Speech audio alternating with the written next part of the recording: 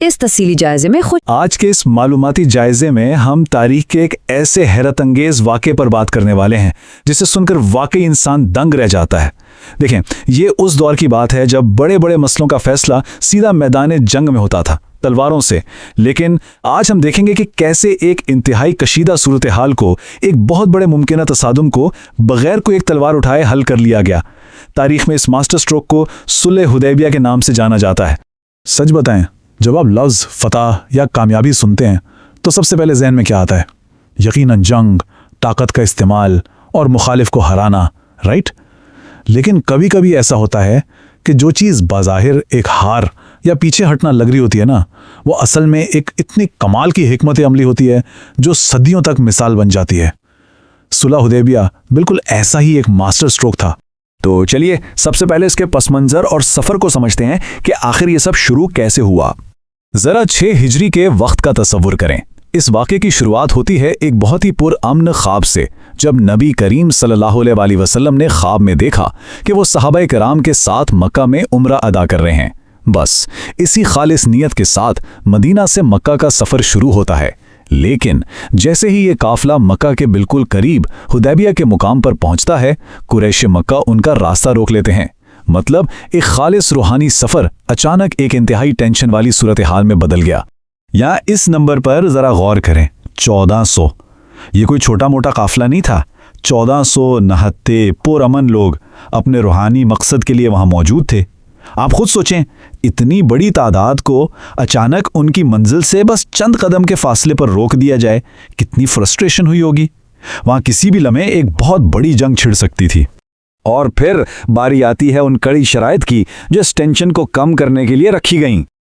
अब इन फौरी शराइत को देखें। मुसलमान जो सैकड़ों मील का इतना मुश्किल और लंबा सफ़र तय करके आए थे और उनसे सीधा कह दिया गया कि नहीं, आपको इस साल बगैर उम्रा किए वापस जाना होगा, और हाँ, अगले साल आप आ सकते हैं लेकिन सिर्फ 3 दिन के लिए। ज़रा खुद को इस जगह रखकर सोचें, मंजिल बिल्कुल सामने है और आपको वापस लौटने का कहा जा रहा है। कितना मुश्किल फैसला होगा ना। लेकिन इस मुआहिदे में एक शर्त ऐसी थी जो सबसे अहम थी, और वो हिंसा है 10। मुसलमानों और कुरैश मक्का के दरमियान 10 साल के लिए मुकम्मल जंगबंदी का ऐलान किया गया।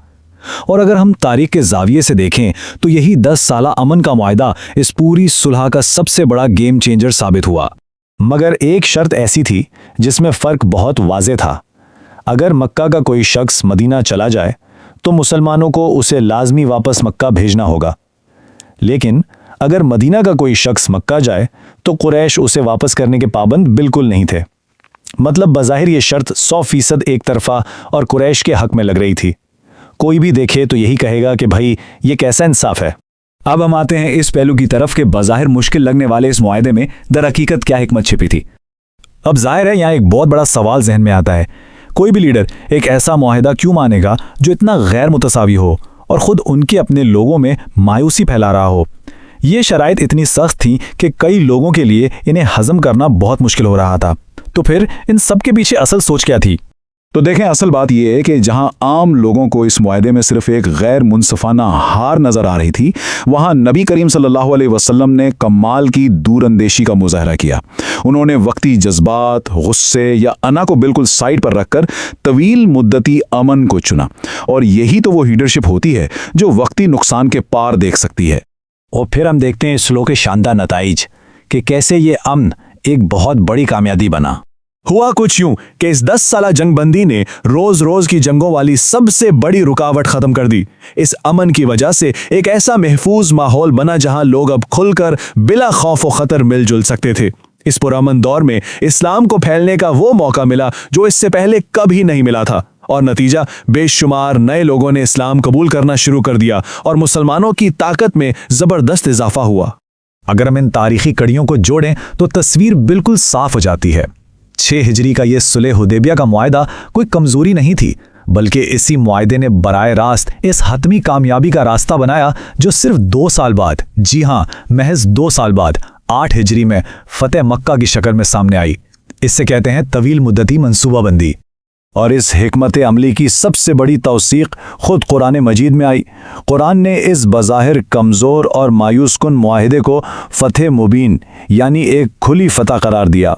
ये इस बात के इल्हामी मोहर थी कि असल कामयाबी वो नहीं जो फ़ौरन नज़र आ जाए, बल्कि असल कामयाबी वो है जिसके नताइज दूर रस और पायदार हों। आखिर में बात करते हैं तारीख के अहम असबाक की और ये देखते हैं कि इस वाक़े से आज हम क्या सीख सकते हैं। इस पूरे वाक़े का निचोड़ कुछ यूं है। पहला सबक, बेपनाह सब्र और गहरी हिकमत हमेशा, फिर कहूँगा हमेशा, फौरी और जज्बाती फ़ायदे पर भारी होती है। दूसरा, अपने मकासद पाने के लिए अमन और बातचीत का रास्ता जंग से कहीं ज़्यादा पावरफुल साबित होता है। और तीसरा ये कि हालात बज़ाहिर कितने ही मुश्किल क्यों ना हो, मदद और हतमी कामयाबी अक्सर उन तरीक़ों से आती है जिनका हमने सोचा भी नहीं होता। तो हम आज के इस जायज़े को इस एक फ़िक्र-अंगेज़ सवाल पर ख़त्म करते हैं।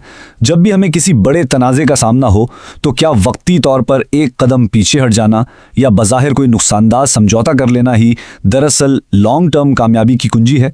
सुलह हुदैबिया की ये पूरी हिस्ट्री हमें ये सोचने पर मजबूर करती है कि बाज़ औक़ात फ़तह की सबसे बड़ी शक्ल हथियार उठाए बगैर अपनी अना को शिकस्त देना है। इस बारे में ज़रूर सोचिएगा।